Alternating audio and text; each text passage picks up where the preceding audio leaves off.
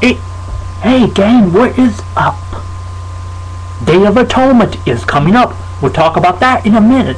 I am BillyDTeacher and welcome to my YouTube video channel here on this Sunday evening, September 27th, 2009. Thanks for watching this video. After you're done watching, you might want to post comments and give me some feedback on what you think of it, pro or negative. You know, stay away from the name calling. You don't want me calling your names, and I won't, and I would like you to do vice versa. But either way, I would love to hear from you on this video and other videos I've done. This coming Monday is Yom Kippur. That's tomorrow. So this really is Yom Kippur Eve. Being non-Jewish, even I've had a big desire and interest in the Jewish faith, but I am not Jewish, so I'm not sure what I'm about to say is correct. However, the Yom Kippur holiday is like Christmas and Easter is for us Gentiles.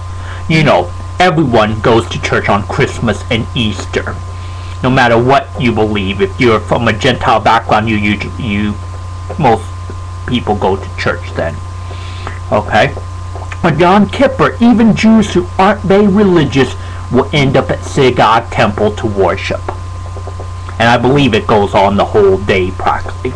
You go by a synagogue tomorrow and you will see it jam-packed full.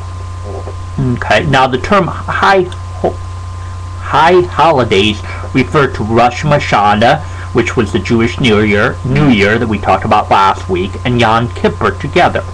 Literally, the Day of Atonement is what Yom Kippur is. Yom Kippur concludes the 10 days of Aha. It is the holiest and more somber day of the year, and if you want to see the biblical text for Yom Kippur, you can go to Leviticus chapter 23 verses 27 through 32. Now I'll read an article entitled A Yom Kippur Prayer. It was posted or written May 1st, 1980. I'm not going to read the whole article, I've just picked out parts I'm going to read, okay? But it's not taking anything out of context or anything, okay? Synagogue is hardly the scene to begin a story about believing in Jesus, but it was there that my question started. Yom Kippur brought to present myself before my Maker. I recited the prayers as I had year after year. As I listened to my own voice, I realized it conveyed emotion, not sincerity. The emphasis on sin and forgiveness struck a discord note. Sin, forgiveness, I had to kill, murdered, turned away from God, and most of the other sins listed were so general that they were more in line with human nature than actual sinfulness. How can we atone for being human? As an American Jew, I credit my ancestors with being more religious, the way Jews were supposed to be. But if they were more holy than I, why had they placed more importance on Yom Kippur than I did? If I'm okay and they were better, they should need less atonement, right? During one of the silent readings, I asked God to make me the kind of Jew who had understanding and saw miracles. Services ended.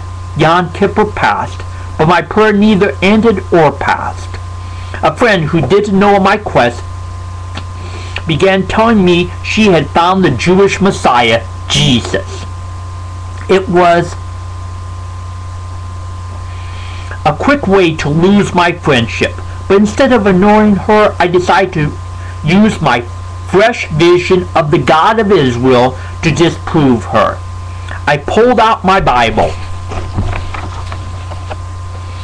I knew that somewhere God must have said that Jews didn't need to believe in Jesus. Instead, I found a mirror of my unworthiness, not in wicked deeds, but in my attitude towards the Holy One of Israel. My attitude was not your way, God, but my way. It seemed that my idea of sin was right, something inherited in all men. Any person could accept my answer, but God couldn't. Instead of finding information of my anti-Jesus ignorance, I found, and now Israel, what does the Lord your God require from you? But to fear the Lord your God, to walk in all his ways and love him, and to serve the Lord your God with all your heart and with all your soul. And that's from Deuteronomy 10:12. I could honestly say that I was willing to pay the price to achieve what God demanded, but I wanted to, even if it meant believing in Jesus. How could he answer such a prayer? I couldn't trust the Christians, the rabbis, or even my own feelings. God's written word was the only authority I could trust. From that point on, the entire Bible opened up. God's own word described the one who would come, die, bear the sins of humanity, and be rejected. I knew that I found the answer to my prayers in Jesus. I had met the God of Israel. It was through this Yom Kippur prayer that I came to see myself before God. There is no explaining away sin. There is no explaining away of sin. But there is a sin bearer. And that through him forgiveness of sins is proclaimed to you, and through him everyone who believes is freed from all things from which you could not be freed through the law of Moses. That's from Acts 13 verses 38 and 39. Alright, that was a Yom Kippur prayer. Okay, no matter if you are Jew or Gentile like myself, you can have your Day of Atonement, and it is through putting your faith in the sin bearer, the God of Israel, Jesus. If you haven't done that, do that today. You will be glad you did. And if I can be a help spiritually to you, please do get in contact. Thanks for watching this video. Hope you have your Day of Atonement, and if you haven't, I hope you will have one. Thanks for watching. Until next time, I'm BillyDTeacher. I'll see you.